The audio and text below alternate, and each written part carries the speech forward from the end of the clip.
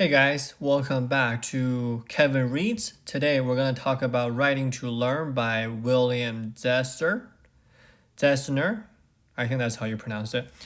Anyway, I just want to touch on writing today because I do feel like writing is something that people have a negative thoughts on, and then we should think about writing in a more constructive way. And don't forget, this is a video companion of my podcast called 100 Books a Year with Kevin Wang. You can find them on all of those platforms. And right now, this is book number 2 on the YouTube channel, but I'm already up to like book 50 something on the podcast. So let's dive right into it. Writing. So typically, I do believe that we have a couple fears in the realm of writing.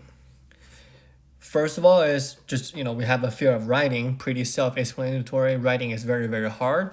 And secondly is we are afraid of things that we think we are bad at, right? And in this particular case, that's writing as well. And most of us think writing as a chore is not fun, right? Writing is torture, right? I remember when I was going to school here in the US, the shorter the amount of pages that we have to write, the better. But later on, I kind of remember that actually writing long pages are easier than writing short pages because you need to be more concise, you need to be more useful with your words. So we kind of have this connotation that writing is not fun. And over the years, I certainly feel that as well. But for the last year or so, I've been trying a couple of things with myself to practice writing. And to be honest, from my perspective, and also this author agrees as well, is writing is a form of thinking, right? It kind of guides your thinking in a way, and it also teaches you how to explore your idea. And sometimes when I'm writing, that's another email notification. I got that last time, but this is not that important, so I'm not going to edit this out. Anyway, back to the topic. So the thing is we sometimes need to have an idea before we start writing. But from my experience, it's actually easier for me to write when I have no idea what I'm going to write about, right? So more on that later. Here's the thing, right? Is that we all have to write. And this is probably like a big idea or like a shocker for you guys.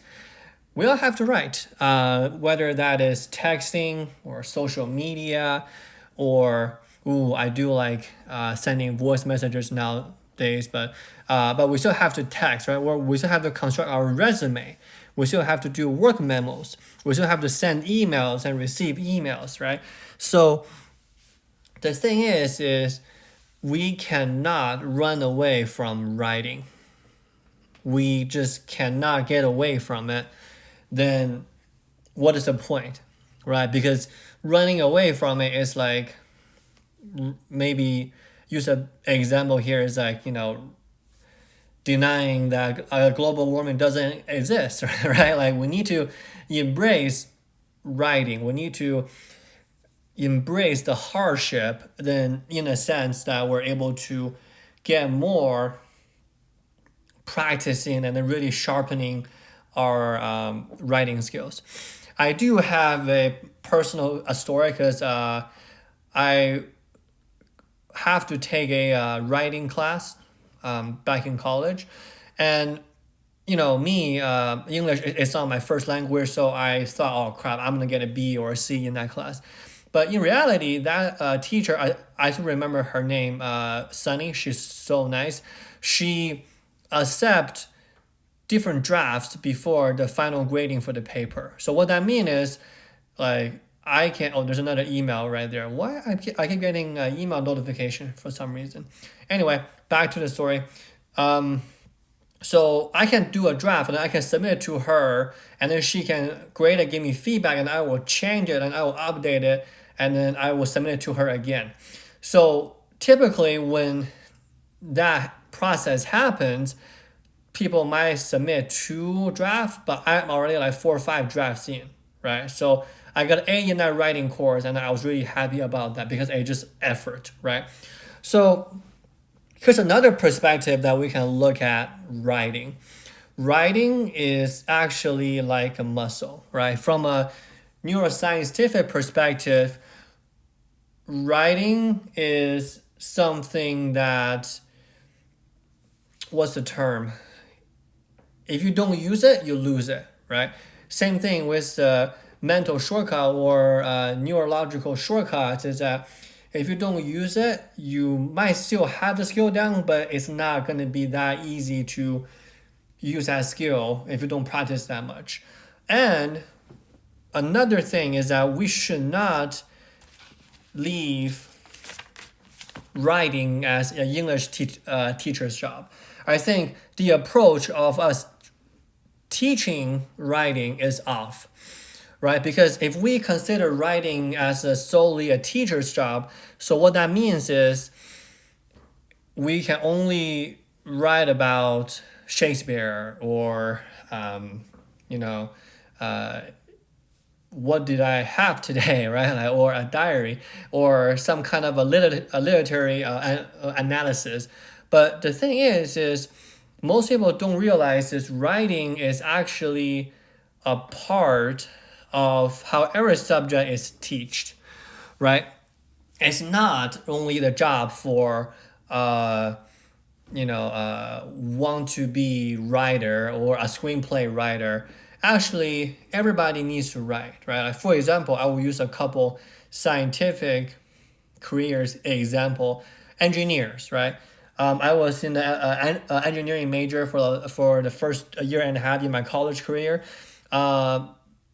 Those professors, they have to write grant proposals for funds every year. They have to write their papers every year. They have to have something to show the university, say, hey, here's my progress, give me money, right? Or from a scientific perspective, chemistry, physics, right? One of those hard science, even math, for example, you need a published paper to be able to get recognized in the sense of peer review system, how many times that your paper got cited, right? Or we're talking about maybe the PhD program along those lines. So the framing of the teaching of writing is actually really important. I really like this example in the book where there is a middle schooler who is doing their math homework, and then the math teacher don't want them to just work out the problem. Let's say, like 3 times 5 is equal 15, or something a little bit more complicated than that. The math teacher wants the homework doers to submit a piece of writing to go along with the homework, right? For example, we can do, I don't know, like division or fraction or something. And then there this example essay in the book where this middle schooler saying, oh, I was having trouble with this. I thought Miss so-and-so, the teacher, teaches me, I thought we're going to do it this way. But this way doesn't make sense to me. So I had to go to my brother. He's a high schooler, and he showed me I can think about it this way. So here I got this answer to be this way. So this is actually really, really good because we're not just teaching the kids how to get to the right answer, but we're actually teaching them how to think about the right answer. It's not just like, regurgitation or anything like that. So towards the end, guys, we're going to talk about my favorite way of practice writing. I actually just started picking up this habit this year. I've been doing it pretty much the whole year. To answer the question, right, how do you get better at writing?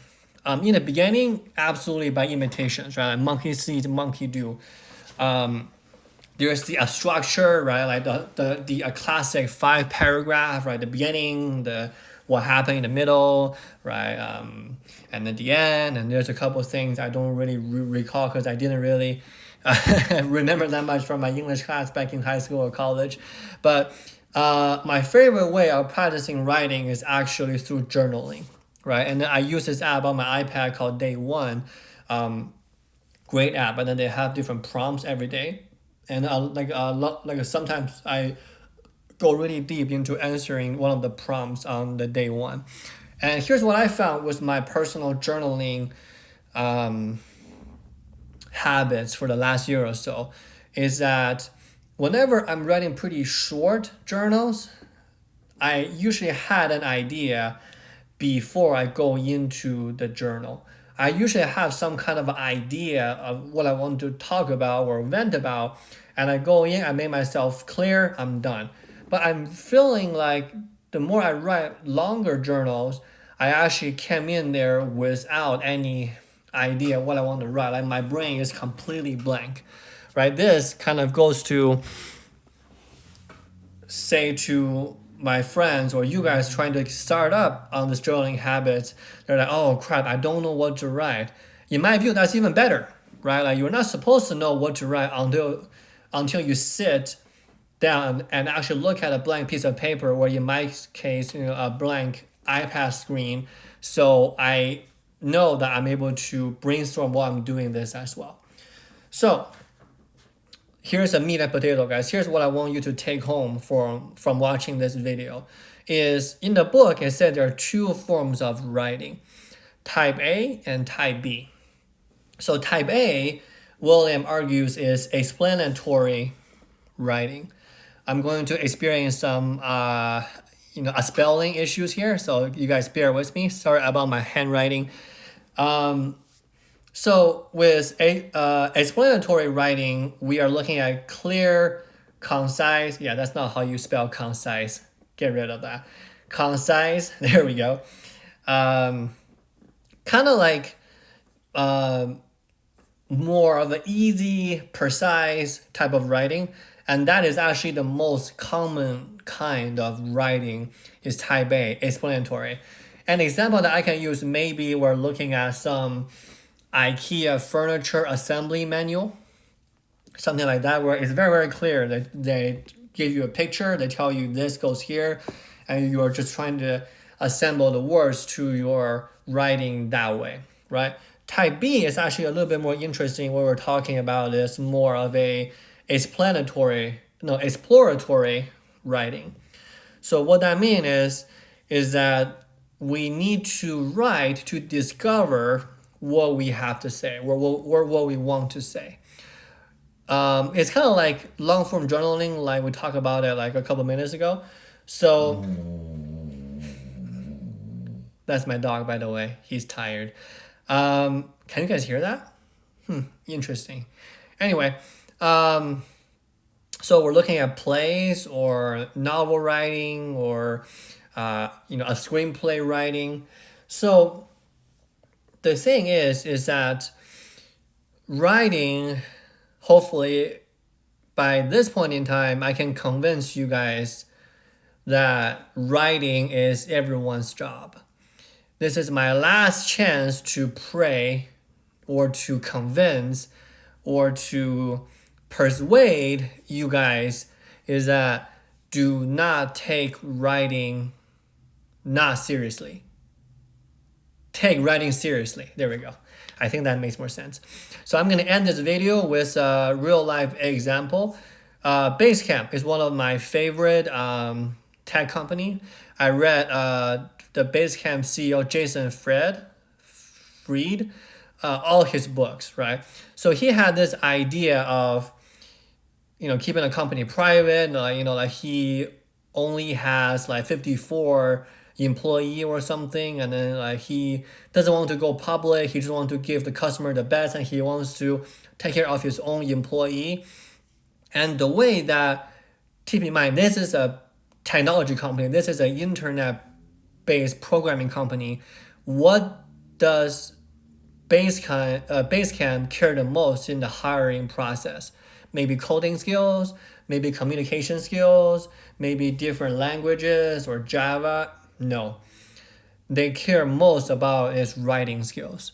And if you think about it, that's kind of weird, right? Like you're a tech company, you are an internet platform company, you should be hiring the best engineer or platform builder in the world. Why do you care about somebody who's being a nice or decent writer? The idea that Jason, the CEO, gave is that they use memos to keep everybody on the same page.